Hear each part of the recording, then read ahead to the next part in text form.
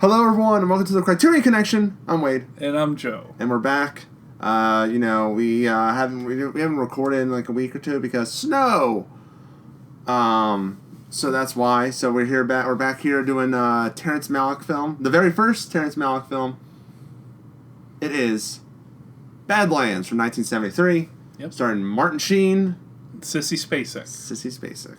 And Emilio and Charlie do make cameos. Some of the film. They do. Yeah. Warren Oates is also in it for anybody who cares. Yes. He's a great actor. Yes. I like his brother Holland. Yeah. Yeah. See, joke. Anyway, so let's talk about the movie. It's kind of a neo-noir western-esque kind of movie. I don't even know. It's called a neo-noir. I wouldn't call it that. Yeah, that's what it's called on Wikipedia, but I think it's more of a western-esque. Maybe. In tone? I don't know. It's a weird one. It reminds me, and oddly enough, they make a lot of references to James Dean. It reminds me of Rebel Without a Cause. I could see it. And the movie is loosely based on Charles Starkweather and was it Carrie or Carol Fugate? And that's a very interesting story in and of itself. It's been adapted a bunch of times. One of the big ones people will remember is Natural Born Killers. Is kind of based around that story. Because it is kind of your Bonnie and Clyde. You know, it's one of those kinds of stories. Your Thelma and Louise. Yeah, your Thelma and Louise. You know, you're two people who are riding it out to the end. And in this movie, they do that bit of a twist where Sissy Spacek ends up not wanting to run anymore, and she turns herself in. But this is a very kind of you got your Terrence Malick, like, very natural lighting. He's a big fan of using the natural light. You have your characters in very naturalistic dialogue, just conversing, not really. It's strange. It's dialogue that doesn't really get to the point and meanders, but it still shows a lot of the character of the people speaking. Yeah. So it's effective dialogue. It's just not to the point. Yes. Yeah. But yeah, it just shows the story of Martin Sheen's character, Kit Carruthers, and Sissy Spacek's Holly. He falls in love with her. She falls in love with him. But he's kind of that bad boy. He's older, too. He's much older. Much older than the age difference between in the real story of Charles Starkweather. But they have a very wide age difference, and he's kind of on the wrong side of the tracks. But they fall for each other, and soon after falling in love with him, his kind of misanthropic tendencies kind of take over, and he wants to be with Holly and stops at nothing to do so. Yeah. Hence the movie. Yeah. The lands were bad, as they say. Well, yeah, they escape out to, like, South Dakota and then go up into Canada. Which is the best thing about this movie, because I'm going to be real, I think, because we did Tree of Life, and I don't think I'm a Terrence Malick guy. I don't think I am. We also did we through Thin Red Line? We have not yet. Oh. That'll be an interesting I episode. don't think I am. It's just, I don't know. I'm just not clicking with these movies he does. Mm-hmm. I will say that the best thing about it is the environment, the atmosphere. I do appreciate the music choice. Like, the score choice is very serene and kind of like happy.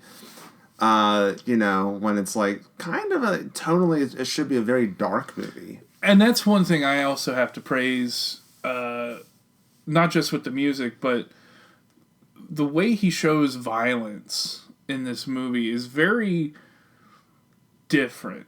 It's not overly melodramatic. You know, it's not like slow-mo when he shoots somebody and you watch him fall down and react and confusion that he shot them or whatever. It just... Wait, he didn't direct The Matrix? It just happens. And it's a very neutral shooting, like a neutral way he shoots the violence in the movie. It doesn't seem to cast a negative, like an overly negative or positive light on Kit Carruthers. It shows what happens. Yeah, it's a very matter of fact. It's like a non-judgmental. Yeah, view. And it kind of reflects Holly's point of view, which she's our narrator for a lot of it. She's her eyes. She sees him do it and like kill her father or kill different people, but she never really thinks of him as a bad person. You know, and that's kind of how the movie shows it as well. And that's one thing I wanted to point out. I think it's to the point where she starts viewing herself as the bad person. That's one of those things, like, she never views him as, like, the animal. Mm-hmm. You know? It's more of, like, her own self-reflection, but Kit still does not do wrong. Yeah. I mean, he does wrong in the movie. Yeah. But, like, not in her eyes. Yeah, but because she thinks, you know, he loves me for me with all of my faults and insecurities. He could have, like, there's a line early on where she says he could have any girl in town if he wanted, but he likes me. Yeah. You know, and that's kind of like, and it's in a way like he's grooming her, but in another way, like, he actually does care. He does care, and he doesn't like exhibit more of those, you know, predatory instincts towards her. He loves her very much. He wants to be with her and will do anything to be that. And the movie doesn't really cast judgment on that either. It just shows them being together and this is what happens. And that's something I can, you know, very much praise in the movie. I mean, I go back and forth on it. It's not a movie I dislike. It's one that I think I like the performances of Martin Sheen and Sissy Spacek. I think they have great chemistry in the movie. Oh, yeah. But is there really anything spectacular? I mean, we talked about this with Tree of Life, and we've been very much disparaged in the comment section for it. We still get comments about it. Yeah. It's not anything that really wows me. Mm-hmm. And again, like, Terrence Malick's one of the best directors at using, like, showing the environment. It's like I said, and composing a shot. I think you're in the same boat as me. I understand why it's praised. It just doesn't click with me. It just doesn't, I don't know, doesn't grab me as certain movies do. Like, there's a lot of things to like. Terrence Malick obviously is a very talented director. Mm-hmm. It's just, I don't know, it's just something that's just not clicking for me. It's that little secret ingredient. That's just like, you can't, it's like, you know, charisma on, like, in person. Like, you can't, it's that it factor. It's just something that's just not clicking with us, I think. Maybe other movies, but. There's a couple more that we have yet to watch from the channel. So maybe we come up and we find one. Yeah. I'm still down. But Tree of Life didn't work for us. Yeah. This one, I think we liked a little more. I appreciate this more than Tree of Life. I think this one had the vibe, the scenery, the music, the performances. The story is kind of bare bones. Yeah, I mean, there's things I like in Tree of Life a little better than this. Oh, okay. But there's things in this that I like more than Tree of Life. Yeah. But I mean, I know I've seen more Terrence Malick films, and I'm excited to see where you think how you feel about them. But it's just something about this movie, just like, I don't know, I wasn't in love with it. I mean, I watched this movie, I've seen this movie freaking 7 years ago, and I really wasn't in love with it then. I think I like it more now, when I was like 23 years old, I was like, just whatever. like this one Where's now, like the explosions? But now, like we've talked about film, and I really study more cinema stuff. Like I appreciate more looking at it through that view. But if you're like an average goer, I don't know how you'll feel about this movie. I think it's just really. I think it's for a debut feature. Oh, incredibly above. Oh, yeah. Incredibly above average. And probably up there with some of the best debut features. I mean, I guarantee when you watch this movie, you're like, that Terrence kid, he's got some talent. Yeah. So, I mean, there's that. If we wanted to weight it against other people's debut features, this is probably going to be very close to the top. Yeah. But as an all-time great film, to me, it's kind of middle ground. Yeah.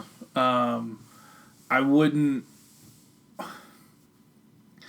What the interesting comparison is that this, I think, is in one of the same film festivals as Mean Streets from Martin Scorsese, and to me they're kind of equal.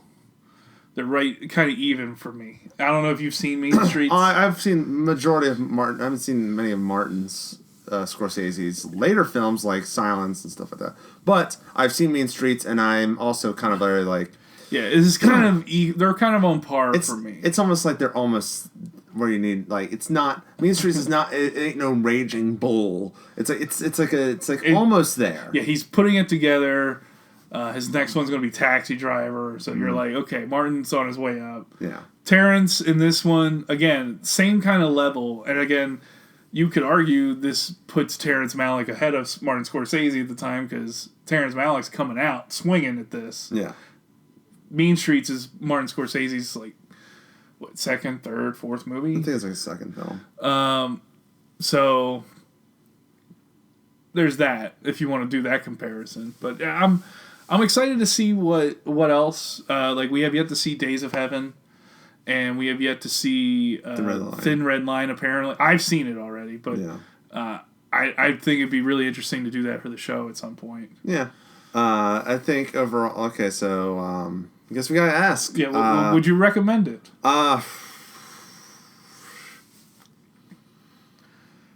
That's a tough question actually, because I don't know. I think my biggest problem with the movie is I feel very. And it's not a judge on the movie itself. It's just me and my attitude. I'm very ambivalent to it. It's very like, I don't regret seeing it, but I could have lived without seeing it. That makes sense. Right. You know what? Screw it. I'll recommend it. Okay. Why not? If you're an average moviegoer and you love movies like Taken, or like, if you love Natural Born Killers, this movie is the exact opposite of this one. Yeah, it's, and I was going to touch on that in my little summary. Yeah. I too would recommend it. This isn't the bombast of Bonnie and Clyde. It's not the bombast of Natural Born Killers. It's not. I won't say bombast. It's like frantic insanity of Natural Born Killers. Okay. In filmmaking, in tone, in pacing. Fine. So the bombast of Bonnie and Clyde and the coked out bombast of Natural Born Killers. It's not that. It is similar story, cranked way down on the quote unquote excitement meter. Yes, but emotion. It's a great, great performances. Just wonderful captured chemistry on screen, and an interesting story that this and the way they shoot it is very non-judgmental. I really appreciate the shooting of it. Like we say, it's not exciting.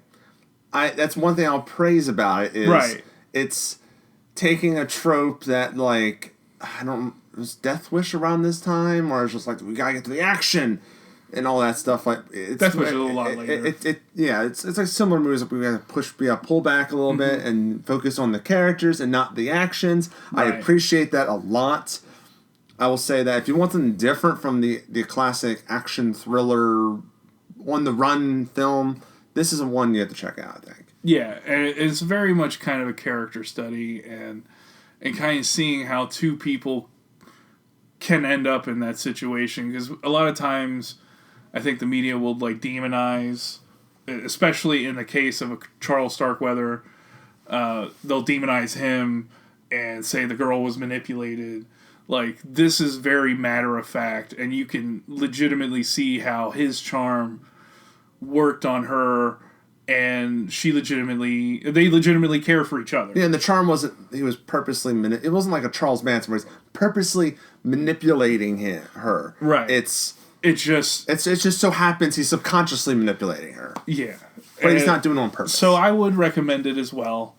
And again, I can't wait to get to, in my opinion, the two big ones are Thin Red Line and Days of Heaven. Those are gonna be interesting. Okay. So that's our thoughts on Badlands. Let us know in the comment section below. Be nice. What do you think about Badlands? Here's an idea. Let's do a suggestion. Let's do a little poll. We're not going to actually have a poll, but I want to see in the comments. Should we do Days of Heaven first or Thin Red Line first? Let us know in the comments. What should we do first? Is there one we're not even talking about we should do? I'm not sure there's another Terrence Malick film in Criterion, but, I wouldn't be surprised. Yeah, let us know. Make other suggestions. It's a new year. New suggestions. I know there's a lot. Also, make suggestions on new releases coming out. Like, we're probably going to do a Wong Kar-wai film because that big set's coming out. We're probably going to do it. Yeah, we got to find one we haven't done already. I already know one. I'll talk to you off camera about it. I already know one. Okay. But, like, is there any movies that are coming out? They keep announcing. I think soon, in a couple days, as of this recording, they're going to release what May releases are going to be. You just keep doing it. You get so excited. Let us know. And sometimes you forget. Sometimes just let us know. There's a letterbox we have. Follow that list so you can see all the Criterion movies. Maybe do a checklist. See how many of you've seen. How many you should see. And all that. So that's about it. So until next time, I'm Wade. And I'm Joe. And we will see you later.